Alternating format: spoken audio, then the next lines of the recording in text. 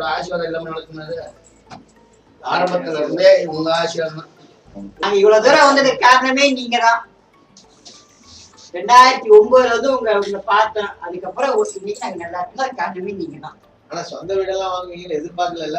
ஐயோ இல்லங்க, உண்மையாவே நாங்க இவ்வளவு தூரம் இதுக்கு ஒரு ஆளு வந்து அந்த ஊரால ஒரு ஆள் இருக்கிறதுலயே 10 ஏக்கர் நிலம் வச்சிருக்காங்க கூட இந்த அளவுக்கு வீடு கட்டலங்க. இந்த அளவுக்கு பெரிய வீடு கட்டுறீங்க அப்படின்னு. கீழே 3 பெட்ரூம், மேல 2 பெட்ரூம். உங்க அதுக்கு மட்டுமே கிட்ட 30,000 ஜாதகத்துல அந்த அமைப்பு இருந்தது இல்ல. ஆமா, அது சொந்த வாங்குவீங்க அப்படின்ற மாதிரி 3 பேர் 4 பேர் நீங்க இருந்த நிலைமையில வீடு கட்டுறதுன்றது கனவுல கூட கிடையாது. ஆமா, கனவுல கூட இல்ல.